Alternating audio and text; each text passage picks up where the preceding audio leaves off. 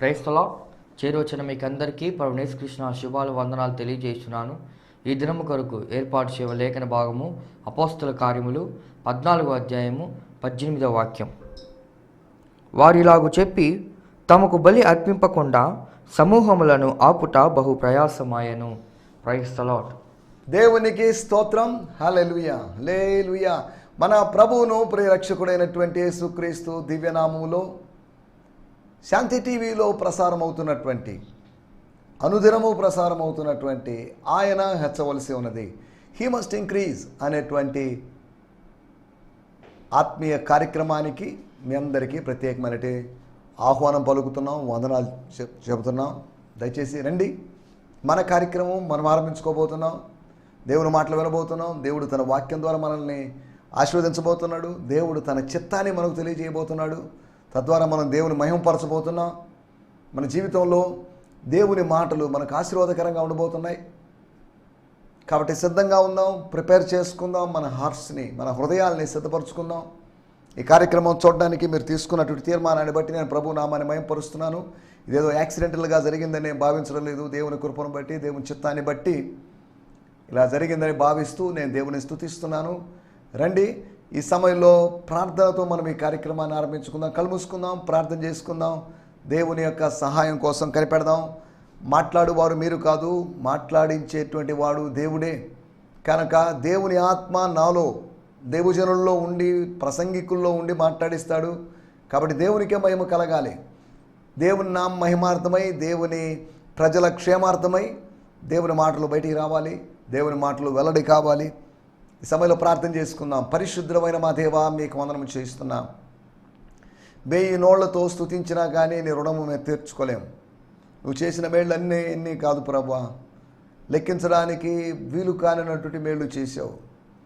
ఒకవేళ లెక్కించడం అనుకుంటే అవి ఎంతో విస్తారంగా ఉన్నాయి. సముద్రపు ఇసుక రేణువులాగా, ఆకాశపు నక్షత్రాలంత విస్తారంగా ఉన్నాయి. తండ్రి, మీకు వందనములు చెల్లిస్తున్నాం. మాకున్నటువంటి పరిమితులను బట్టి, భాషా పరిమితులు, సమయ పరిమితులను బట్టి మిమ్మల్ని కాసేపు స్తుతించి కాస్త కృతజ్ఞతను వ్యక్తం చేసి మేము విరమించుకుంటున్నాం. తండ్రి, మీకు వందనం చేయిస్తున్నాం. అయినప్పటికీ కూడా మేము ఇంకనూ రుణస్తులుగానే ఉన్నాం. తండ్రి, మీకు వందనం చేయిస్తున్నాం.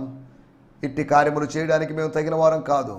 అయినప్పటికీ కూడా కార్యములు చేస్తున్నందుకు మీకు వందనం చేయిస్తున్నాం. దేవా, ఈ సమయంలో మీరు మాతో మాట్లాడండి. శాంతి టీవీ వ్యూవర్స్ అందరి కొరకై మీకు వందనాలు. ఆయన హెచ్చవలసి ఉన్నది అనేటువంటి కార్యక్రమం వ్యూవర్స్ అందరి కొరకై మీకు వందనం చేస్తున్నాం. శాంతి టీవీ బృందం కొరకై మీకు వందనం చేస్తున్నాం. యూట్యూబ్ ద్వారా, టీవీ సెట్ల ద్వారా చూస్తున్న వారందరినీ కొరకై మీకు వందనం చేస్తున్నాం. మాలో అనారోగ్యంగా ఉన్న ప్రియులను మీ సంధానాన్ని తెస్తున్నాం. క్యాన్సర్స్తోనూ, టీబీస్తోనూ, అల్సర్స్తోనూ, థైరాయిడ్ ప్రాబ్లమ్స్తోనూ, స్కిన్ ప్రాబ్లమ్స్తోనూ, ఇతర ప్రాబ్లమ్స్తోనూ, హార్మోనల్ ప్రాబ్లమ్స్తోనూ, స్త్రీ సంబంధమైన రుగ్మతలతోనూ, వేరు బలహీనతలతో బాధపడుతున్న ప్రతి వ్యక్తిని మీ సంధానానికి తెస్తున్నాం. ప్రభువా, దేవా, మీకు వందనం చేస్తున్నాం. గత వారంలో ప్రభువా చిన్న యాక్సిడెంట్కి గురైనటువంటి మీ దాసులు పాస్టర్ కె వరకుమార్ గారిని మీరు దర్శించి వారికి ఇచ్చిన నెమ్మది కొరకు, బ్యాక్ పెయిన్ నుంచి ఇచ్చినటువంటి విడుదల కొరకై మీకు వందనం చేస్తున్నాం. ప్రభువా, మీ దాసులు నాయన ప్రయాణాల్లో వేరు ప్రదేశాలకు, వేరు గ్రామాలకు, పట్టణాలకు వెళ్తున్నారు. వారికి క్షేమాన్ని మీరు అనుగ్రహించండి. వారు సురక్షితంగా అక్కడికి చేరుకోవడం, వాక్యం ప్రకటించడం, వారికి అప్పగించబడిన పనులు నిర్వర్తించి వారు తిరిగి గమ్యస్థానాలు చేరుకోవడానికి మీరు సహాయం చేయమని అనుకుంటున్నాం. దేవా, మీకు వందనాలు చెల్లిస్తున్నాం. మీకు వందనాలు చెల్లిస్తున్నాం. సమయంలో మేము మెల్లడించాలనే స్వరం కావాలని మీ దగ్గర, మీ బలిపీఠం దగ్గర, మీ గడప దగ్గర మేము కనిపెట్టుకొని ఉన్నాం. తండ్రి, మీకు వందనం చేస్తున్నాం. ధనవంతుడైనటువంటి ఆ వ్యక్తి దగ్గర, ఆ వ్యక్తి బల్ల దగ్గర పడి ఉన్నట్టు లాజరులాగా ప్రభా, మీ శ్రీమంతుడగు దేవా, మీ సన్నిధిలోంచి పడేటువంటి రొట్టె ముక్కల కోసం, ఆత్మీయ తలంపులు, ఆత్మీయ సత్యాలు అనేటువంటి రొట్టె ముక్కల కోసం మేము ఎదురు చూస్తున్నాం. ప్రభా, సమయంలో మీరు మాతో మాట్లాడమని అడుగుంటూ సార్వత్రిక సంఘాన్ని, సకల పరిశుద్ధుల్ని మీ చేతిలో సమర్పిస్తూ ఏలూరు పట్టణంలోని సంఘముల కొరకు, సంఘముల మధ్య ఐక్యత సంఘాల్లో ఉద్యమం కొరకు ప్రార్థన చేస్తున్నాం. తండ్రి, మీకు వందనాలు చెల్లిస్తున్నాం. మీరు మాతో సూటిగా, తేటగా మీరు మాట్లాడండి. తద్వారా మా జీవితాలను సరిచేసుకొని ప్రభా, భిన్నమైన వారుగా మేము ముందుకు సాగడానికి, ఆత్మీయ జీవితంలో ఎదురీత చేయడానికి మీరు మాకు సహాయం చేయమని వేడుకుంటూ యేసుక్రీస్తు నామములోనే ప్రార్థన జరుగుతున్నాం పరమ తండ్రి. ఆమేన్. దేవునికి స్తోత్రం. మీ అందరికీ ప్రత్యేకమైన వందనాలు తెలియజేస్తున్నాను. రండి మనం ఈ సమయంలో దేవుని వాక్యాన్ని ధ్యానించుకుందాం. నిన్నటి ఎపిసోడ్లో మనం అపాయింటింగ్ అనగా ఏర్పరుచుకోవడం అనగా ఎంపిక చేసుకోవడం, ఎంపిక చేసుకుని నియమించడం అనే దాని గురించి, ఎలక్టింగ్ అండ్ అపాయింటింగ్ లేదా చూసింగ్ ఒక ప్రత్యేకమైన పని కోసం, లేకపోతే స్థానిక సంఘాల్లో ఆ ప్రాంతాల్లో అపోస్తుల ద్వారా ఆరంభించబడిన స్థానిక సంఘాలు, శిష్యులు ఏర్పడడం ద్వారా ఏర్పాటైనటువంటి సంఘాల్లో శిష్యులు సువార్తను విని శిష్యత్వంలో కొనసాగాలని తీర్మానం తీసుకున్న తర్వాత లోకల్ చర్చెస్ ఏర్పడ్డాయి. లోకల్ చర్చెస్ యొక్క ఫార్మేషన్ తర్వాత కొంతకాలం సంఘ పెద్దలు లేకుండానే అలా నడిచింది. తర్వాత సంఘ పెద్దలను ఏర్పరిచారు. ఏర్పరచాల్సిన అవసరత ఏర్పడింది. ఒక నాయకత్వపు సంక్షోభం ముగిసింది కాబట్టి తద్వారా సంఘాల్లో ఒక ఉద్యమం వచ్చి ఉండొచ్చు. సంఘము సంతోషించిన సందర్భాన్ని కూడా 15వ అధ్యాయంలో మనం చూస్తున్నాం. దేవుని స్తోత్రం. ఏర్పరచుకోవడం అనే దాని గురించి మనం మాట్లాడుకున్నప్పుడు దేవుడు మనల్ని ముందుగా ఏర్పాటు చేశాడు. ఎస్, చూసినస్ ఎప్పుడు అంటే ముందుగా అంటే ఎంత ముందుగా? నేను పుట్టడానికి ముందుగానేనా? మరి ఎప్పుడు అని అంటున్నప్పుడు దానికి ఒక ఆన్సర్ బైబిల్లో రాయబడింది. జగత్తుకు పునాది వేయబడక మునిపే, మనం ఎవ్వరము లేనప్పుడు, మనం ఎవరము పుట్టనప్పుడు, మనకెవ్వరికి అస్తిత్వం లేనప్పుడు, అంతా నిరాకారముగాను శూన్యముగాను ఉన్నప్పుడు, అనగా అంతా ఇనిషియల్ స్టేజ్లో ఉన్నప్పుడు, నిర్మాణం సంపూర్ణం కాకుండా ఉన్నప్పుడు, లేదా దానికన్నా ముందే, భూమికి పునాదులు వేయబడక ముందే, ఇప్పుడు కాదు అది, అనగా కాలాతీతంగా, సమయాతీతంగా, అనాదిలో, ఆది కాని దాంట్లో, ఆది కన్నా ముందు దాంట్లో దేవుడు జరిగించిన కార్యమని మనము ఆయా సందర్భాల్లో నేను గుర్తు చేస్తాను. The pre destination is a greatest mystery in the Bible. ఆ ప్రీ డెస్టినేషన్ గురించి మనం ఇప్పుడు మాట్లాడుకోవడం లేదు, కానీ దేవుడు మనల్ని ముందుగా ఏర్పాటు చేసుకున్నాడు. ఈ మాట చెప్పినప్పుడు పెద్దలను ఏర్పరచడం గురించి మనం మాట్లాడుకున్నాం. పెద్దలు కావాలి అనగా ఆత్మీయ పక్వత సాధించిన వాళ్ళు కావాలని. రెండవదిగా పరిచారకులను, డీకన్స్ని, అనగా ఎవరైతే పరిచర్య చేస్తారో, ఎవరైతే అపోస్తలులకు వాళ్ళ మీద ఉన్నటువంటి అధిక భారాన్ని తమ మీద వేసుకొని, అన్ని భారాలు కాదు, వాళ్ళకున్నటువంటి ఆ సోషల్ బర్డన్లోంచి వాళ్ళకు ఒక రిలీఫ్నిచ్చి, సరే మీరు వెళ్ళండి, మేము చూసుకుంటాం, మీరు ప్రార్థనలో ఉండండి, మీరు బాగా ప్రార్థించండి, ప్రార్థనలో గడపండి, ఉపవాసంలో గడపండి, దేవుని సన్నిధిలో గడపండి, హృదయాన్ని కుమ్మరించండి. పెంతెకోస్తు పండగకి ముందు రోజు పరిశుద్ధాత్మ కుమ్మరించబడ్డానికి ముందు రోజు 9 రోజులు గడిపినట్లుగా ప్రార్థనలో ఎడతెగ కంటిన్యూస్గా ఉండండి, నాన్ స్టాప్గా ఉండిపోండి. వాక్య పరిచర్య కూడా చేస్తూ ఉండండి. ఎక్కడ పట్టినా వాక్యం ప్రకటించండి. ప్రభు చెప్పినట్టుగా యూదయలోను, యెరూషలేములోను, సమరయ, గలిలయ ఈ ప్రాంతాలంతట్లో కవర్ ఎవ్రీ ఏరియా సాచ్యురేటెడ్గా ఎవాంజలిజం చేయండి. ఈ బాధ్యతలు ఎవరు చూసుకుంటారంటే మేము చూసుకుంటాం. ఈ 7 మంది ఎంపిక చేయబడ్డవారు, 7 లీడర్స్, ఇంచుమించు 20,000 మందికి పైగా ఉన్నటువంటి ప్రజల యొక్క అవసరతలు మీరు తీర్చారు.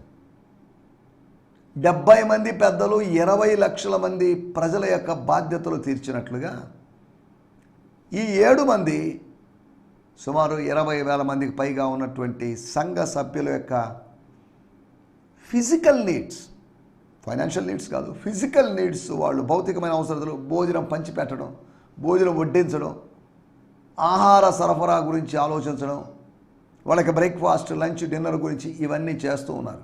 ఎందుకంటే వాళ్ళంతా ఒక ఉమ్మడి కుటుంబంగా ఉంది. ఆది సంఘము ఒక ఉమ్మడి కుటుంబంగా ఉంది, వేరువేరు కుటుంబాలుగా లేవు. తర్వాత మెల్లగా ఉమ్మడి కుటుంబాలు, విడివిడి కుటుంబాలు విడివిడి కుటుంబాలు అయినప్పటికీ కూడా ఆ కుటుంబాల మధ్యలో ఐక్యత ఉండడాన్ని బట్టి, ఐక్యత ఉంటే స్థానిక సంఘము బలంగా ఉంటుంది. అలా స్థానిక సంఘాలన్నీ కలుసుకుంటే ఒక సార్వత్రిక సంఘంగా ఉంటుంది, అది బలంగా ఉంటుంది. Family is the fundamental thing. Family అనేది కుటుంబం అనేది, నేను వ్యక్తిగతంగా కుటుంబంలో సభ్యుడిని, ముందు నేను స్ట్రాంగ్గా ఉండాలి, తర్వాత ఫ్యామిలీ స్ట్రాంగ్గా ఉండాలి. ఫ్యామిలీ స్ట్రాంగ్గా ఉన్నప్పుడు ఫెలోషిప్ స్ట్రాంగ్గా ఉంటుంది. ఫెలోషిప్ స్ట్రాంగ్గా ఉన్నప్పుడు సొసైటీ స్ట్రాంగ్గా ఉంటుంది. సొసైటీ స్ట్రాంగ్గా ఉన్నప్పుడు ద వరల్డ్ స్ట్రాంగ్గా తయారవుతుంది. కాబట్టి it begins with me, it begins with you. నీతో నాతో ఆరంభమవుతుంది ఏదైనా ఒక దైవ కార్యం, ఒక ఆత్మీయ విప్లవం, ఆత్మీయమైన ఉద్యమం అనేటువంటి సంగతిని మీకు జ్ఞాపకం చేస్తున్నాను. దేవుని స్తోత్రం. పెద్దలను ఏర్పాటు చేసుకోవడం, అంతేకాకుండా పరిచారకులను ఏర్పాటు చేసుకోవడం. మూడవది ప్రీచర్స్ని, ప్రచారకుల్ని, మిషనరీల్ని, వెళ్ళి అటు ఇటు వెళ్ళి చెప్పేవాళ్ళని, చెప్పగలిగిన వాళ్ళని, బోధించడానికి సామర్థ్యము కలిగిన వారిని, ఉపదేశించడానికి సామర్థ్యము కలిగిన వారిని ఏర్పాటు చేసుకొని, ఫైండ్ అవుట్ చేసుకొని. పౌలు బర్నబా అంత ఎఫిషియెంట్ అని అనుకోలేదు. వాళ్ళ ఎఫిషియన్సీ మీద ఎవరికి ఎస్టిమేషన్స్ లేవు. వీళ్ళేం బర్నబా ఇస్ ఓకే, బట్ పాల్ కొత్తగా వచ్చినాడు కదా, మనం పంపించాలా వద్దా, కొత్తగా వచ్చిన వాడిని మనం చేర్చుకోవడం, లేకపోతే చేర్చుకున్నాం బాగానే ఉంది, కానీ వెంటనే బాధ్యతలో పెట్టడం అదంతా కరెక్ట్ కాదేమో అని ఇలాగా హ్యూమనిస్టిక్గా మానవ విధానాలు ఆలోచిస్తున్నప్పుడు పరిశుద్ధాత్ముడు జోక్యం చేసుకొని సెండ్ దెమ్, వాళ్ళని పంపించండి. మీలాగా కాదు, వాళ్లకు ప్రత్యేకమైన పరిచర్య ఉంది. మీరు స్థానికంగా ఇక్కడ ఉండి పరిచర్య చేస్తే వాళ్ళు తిరుగుతూ సంచరిస్తూ పరిచర్య చేస్తారు. సంచరించి చేసే సేవ వాళ్ళది, స్థిరంగా ఉండి చేసే సేవ వీళ్ళది. స్థిరంగా ఉండి చేసే సేవ అయినా అనగా సంఘాన్ని కట్టుకొని, మందిరాన్ని కట్టుకొని అనే ఉద్దేశంతో కాదు, ఒక చిన్న గ్రూప్ని ఫామ్ చేసుకొని అక్కడ ఉండి సేవ చేయడం వేరు. అదే సమయంలో తిరుగుతూ బ్రాంచెస్ని స్టార్ట్ చేసి, గ్రూప్స్ తయారు చేసి, సెల్ గ్రూప్స్ని తయారు చేసి వాటిని ఒక చోట గ్యాదర్ చేయడమో, లేకపోతే వాటిని అలాగే సెల్ గ్రూప్స్గా, చర్చెస్గా కంటిన్యూ చేయడమో మరొక ఎత్తు. ఏదోప్పటికీ పరిచర్య నానా విధాలుగా ఉంది, కానీ పరిచర్యను నిర్దేశించే ప్రభు, పరిచర్యలో మహిమపడాల్సినటువంటి ప్రభు ఒక్కడే. దేవుని స్తోత్రం.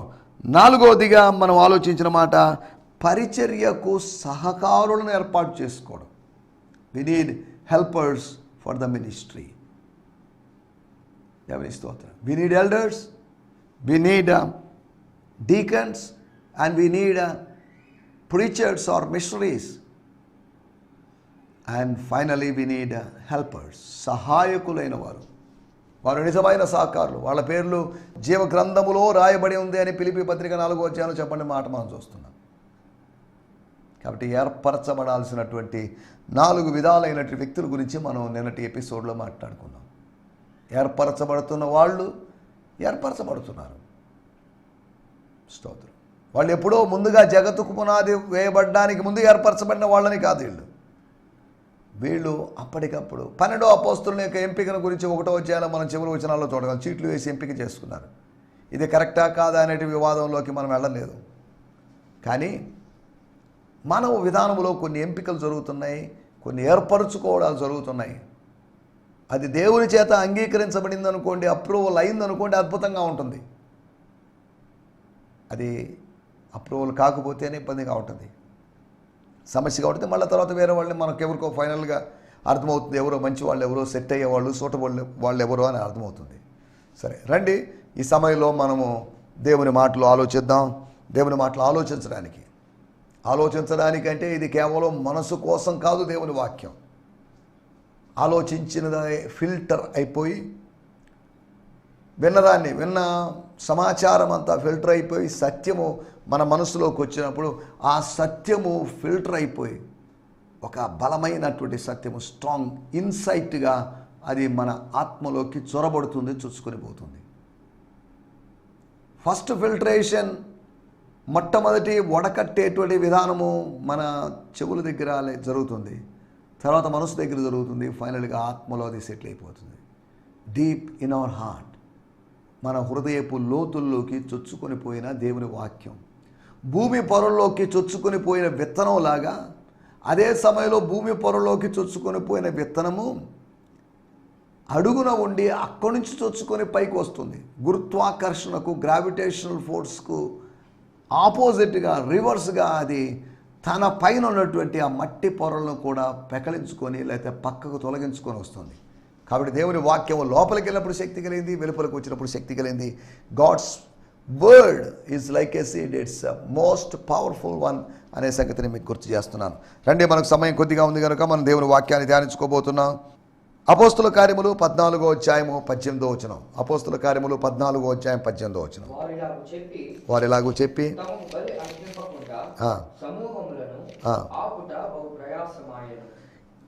Even after saying these things, ఇన్ని మాటలు చెప్పిన తర్వాత, ఒక చిన్న ప్రసంగం చేసిన తర్వాత, సిచ్యువేషనల్గా ఒక ప్రసంగం చేసిన తర్వాత, సిచ్యువేషనల్గా ఒక సర్మన్ ఇచ్చిన తర్వాత, ఒక ప్రాక్టికల్ మెసేజ్ ఇచ్చిన తర్వాత, even after saying these things they were barely able to restrain the people from offering sacrifices to them. చాలా ప్రయాసపడాల్సి వచ్చింది, చాలా కష్టపడాల్సి వచ్చింది వాళ్ళని ఆపడానికి, వాళ్ళను నియంత్రించడానికి, వాళ్ళ యొక్క ఉత్సాహాన్ని అదుపు చేయడానికి సమయం పట్టింది, లేకపోతే శ్రమ పడాల్సి వచ్చింది అనే మాటను మనం చూస్తున్నాం. ఫాదర్స్ లైఫ్ న్యూ టెస్ట్మెంట్లోంచి కూడా నేను చదువుతాను, తర్వాత వాడుక భాషలోంచి మనం చదువుకుందాం. అపోస్తుల కార్యములు 14వ అధ్యాయము 18వ వచనం. And with these words they barely restrained the crowds from sacrificing to them. మాకు బలులు అర్పించాల్సిన అవసరం లేదు, మాకొద్దు అని చెప్పి వాళ్ళని కన్విన్స్ చేయడానికి కాస్త సమయం పట్టింది, కష్టపడాల్సి వచ్చింది, చెమట గక్కాల్సి వచ్చింది అని అర్థం చేసుకోవచ్చు. వాడుక భాషలో చదువుకుందాం. ఇన్ని చెప్పాక దేవుని స్తోత్రం, హల్లెలూయా. మానుకోలేదు అని కాదు, మానుకోవడానికి అర్పింపకుండా సమూహంలో ఆపుట బహు ప్రయాసమైన. వాళ్ళు అర్పించారో లేదో మరి తెలియదు, కొన్ని తర్జుమాలు అర్పించినట్లుగా, అర్పించే పరిస్థితి ఏర్పడినట్లుగా మనం చూస్తున్నాం. ఇన్ని మాటలు చెప్పిన తర్వాత అంటే వస్త్రాలను చించుకొని వాళ్ళ అరుపులను నియంత్రించేసి సమూహంలోకి చొరబడ్డి 15, 16, 17 3 వచనాల్లో ఉన్నటువంటి మాటలు చెప్పినా కానీ, ఎంత వాక్యం విన్నా కానీ కొంతమంది మారరు. ప్రతి ఆదివారం, శుక్రవారం, లేదా వారం మధ్యలో, లేదా రోజు దేవుని వాక్యం వింటున్నా కానీ కొంతమందిలో మార్పు రావడం లేదు. అనగా దేవుని వాక్యం బలంగా రాలేదని కాదు దాని అర్థం. దేవుని వాక్యం వస్తుంది, దేవుని వాక్యం బలంగా రావడం, బలహీనంగా రావడం అనేది అంటూ ఉండదు. దేవుని వాక్యం ఎప్పుడు ఒకేలాగా వస్తుంది. కానీ దేవుని వాక్యాన్ని స్వీకరించేటువంటి శ్రోత, లేకపోతే ఆ వీక్షకుడు కావచ్చు, ఆ చదివేటువంటి ఆ పాఠకుడు కావచ్చు, వాడిలో ఉన్నటువంటి బలహీనతను బట్టి, వాడు వినలేకపోవడాన్ని బట్టి, వాడు త్రోవ పక్కన పడిన నేలలాగా మారడాన్ని బట్టి, లేకపోతే రాతి నేలగా మారడాన్ని బట్టి, ముళ్ళ పొదగా మారడాన్ని బట్టి అలా జరుగుతుందనే సంగతిని మీకు జ్ఞాపకం చేస్తున్నాను. మన టైటిల్ ఆపవలసిన బలులు. ఆపాలి కొన్నిటిని, అనవసరమైన వాటిని మనం ఆపాలి, అవసరమైన వాటిని ఆపాల్సిన అవసరం లేదు. ఏది అన్నెసరీగా ఉందో, ఏది ఆత్మీయ ప్రయోజనం చేకూర్చదో, ఏది ఆత్మీయ క్షేమాభివృద్ధిని కలుగు చేయదో దాన్ని మనం దూరం చేసుకోవాలి, దానికి విముఖులుగా ఉండాలి, దానికి గుడ్ బై చెప్పాలి. అనగా నిష్ప్రయోజనమైన వాటిని మనం నిరుత్సాహపరచాలి. అనగా యూజ్లెస్ థింగ్స్ని మనం డిస్కరేజ్ చేయాలి, యూస్ఫుల్ థింగ్స్ని ఎంకరేజ్ చేయాలి. ఆపవలసిన బలులు, వాళ్ళు దేవతలు అనబడిన ఆలోచన వాళ్ళకి నిజంగా విచిత్రంగా అనిపించుండొచ్చు. మేము దేవతలం ఏంటి, మేము దేవుళ్ళం ఏంటి అని. కానీ వాళ్ళు జెరూసలేములోని చర్చ్కి, లేదా యాంటియోకులోని చర్చ్కి వచ్చినప్పుడు రిపోర్ట్ ఇచ్చినప్పుడు, ఆ రిపోర్ట్లో వాళ్ళందరూ మమ్మల్ని దేవుళ్ళలాగా భావించారండి అని మాత్రం చెప్పుకోలేదు. ఆ సంఘటన దేవుడు ద్వారం తెరిచిన సంగతి గుర్తుంది, కానీ వాళ్ళని ప్రజలు ఎంతగా మహిమపరిచారో అనే విషయాన్ని వాళ్ళు ఏమాత్రం ప్రస్తావన చేయలేదు. మనల్ని ప్రజలు ఏ విధంగా గౌరవిస్తున్నారో, అగౌరవపరుస్తున్నారో ఇది ప్రాముఖ్యమైన విషయం కాదు. దేవుని వాక్యం కొరకు తెరవబడిన ద్వారాలు, అన్యజనులు విశ్వసించున్నట్లుగా, అనగా మారు మనసు పొందినట్లుగా తెరవబడినటువంటి ద్వారాల గురించి, ఆ ద్వారాల గుండా అన్యజనులు ప్రవేశించడం అనే వాటి గురించి మనం మాట్లాడాలి. దేవుని స్తోత్రం. ఒకవేళ పౌలు బర్నబాలు వెళ్ళి ఆ రోజు రాత్రి కూర్చొని ఏంటిదంతా, ఏంటి పిచ్చి ప్రజలు కాకపోతే మనల్ని దేవుళ్ళుగా భావించడం ఏంటి అని వాళ్ళలో మాట్లాడుకొని నవ్వుకోవడమో, లేకపోతే ఏదైనా కామెంట్స్ చేసుకోవడమో, తలబద్దలు చేసుకోవడం, అబ్బా ఏంటి ప్రజలు ఇలా తయారైపోయారు అని అనుకోండొచ్చు. సరే, ఏదేమైనప్పటికీ ఆపవలసిన బలులు, వీటి గురించి 4 విషయాలు మీకు త్వరగా జ్ఞాపకం చేయబోతున్నాను. మొట్టమొదటి విషయము, మనము సరిగా స్పందించాల్సినటువంటి అవసరం ఉంది. అనవసరమైన బలుల అర్పణను ఆపాలంటే, అడ్డుకోవాలంటే, వారి వెర్రితనాన్ని అడ్డుకోవాలి అంటే, నిరుపయోగమైన వాటిని నిరుత్సాహపరచాలంటే మనం చేయాల్సినటువంటి పనులు, నంబర్ 1 సరిగా స్పందించడం. స్పందన రాహిత్యంగా ఉండడానికి వాళ్ళు ఏదో చేస్తున్నారు, వాళ్ళ అభిమానం కొద్దీ సన్మానం చేస్తే చేశారు, వాళ్ళ అభిమానం కొద్దీ శాలువా కప్పితే కప్పారు, వాళ్ళ అభిమానం కొద్దీ ఏదో ఇస్తే బొకే ఇస్తే ఇచ్చారు అని కాదు. నో, సారీ అండి, వాళ్ళు సరిగా స్పందించారు. 14వ అధ్యాయము 14వ వచనంలో మనం గమనిస్తే, అపోస్తలులైన బర్నబాయు, పౌలును ఈ సంగతి విని తమ వస్త్రములు చించుకొని సమూహములోనికి చొరబడి. దేవుని స్తోత్రం. ఈ సంగతి విని, లేకపోతే ఈ సంగతిని తెలుసుకొని, అక్కడ చివర రాయబడింది, ద్వారముల యొద్దకు తీసుకుని వచ్చి సమూహంతో కలిసి బలి అర్పించవలనని ఉండెను. ఈ సంగతిని విని, లేకపోతే ఈ సంగతిని తెలుసుకొని, కొన్ని విషయాలు మనం తెలుసుకోవాలి. పరిచర్యలో ఏం జరుగుతుందో తెలుసుకోవాలి, మన ద్వారా ఏం జరుగుతుందో తెలుసుకోవాలి, మనకేం జరగబోతుందో తెలుసుకోవాలి.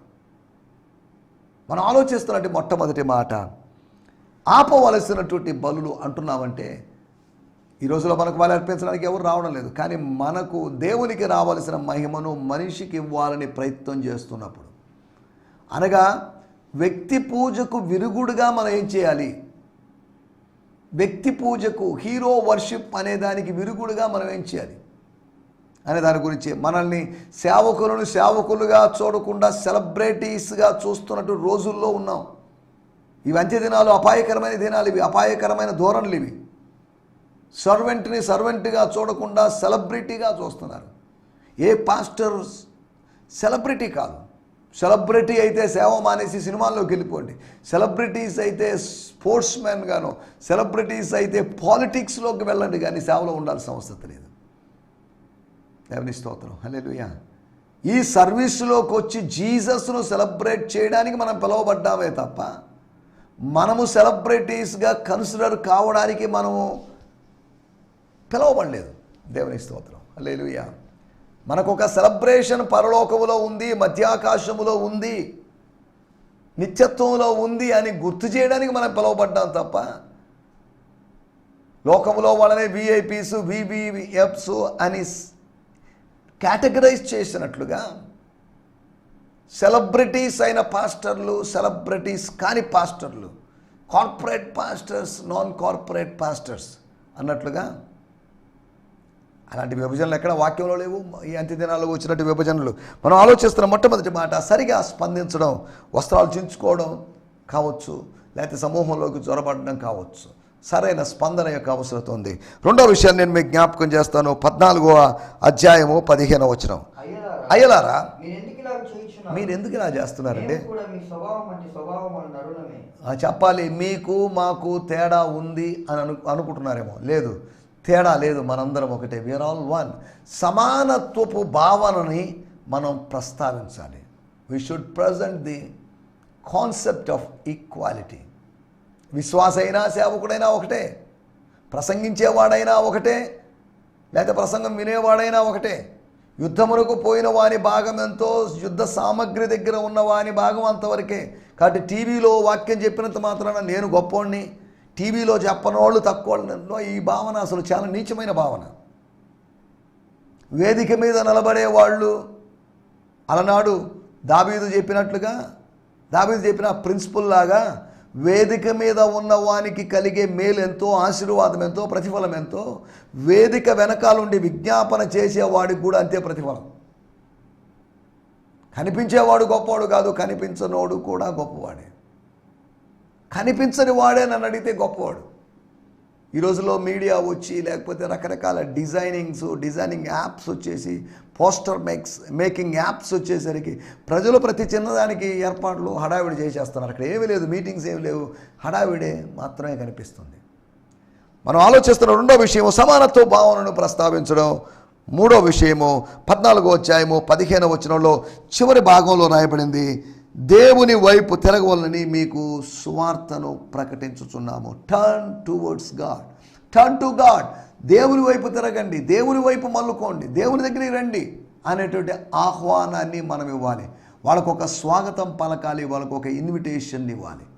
Come, this is your time, you come to Jesus. జీసస్కు దూరం అయిపోయారు, ఇప్పుడు జీసస్కు దగ్గర రండి. ఈ సువార్త ద్వారా మేము పిలిపిస్తున్నాం. కమ్, ప్రయాసపడి భారం మోస్తున్న సమస్త జనులారా నా ఎదుకు రండి ప్రభు పిలుపు ఇచ్చినట్లుగా సువార్త ద్వారా ఒక పిలుపును సేవకులమైన మనం ఇస్తున్నాం.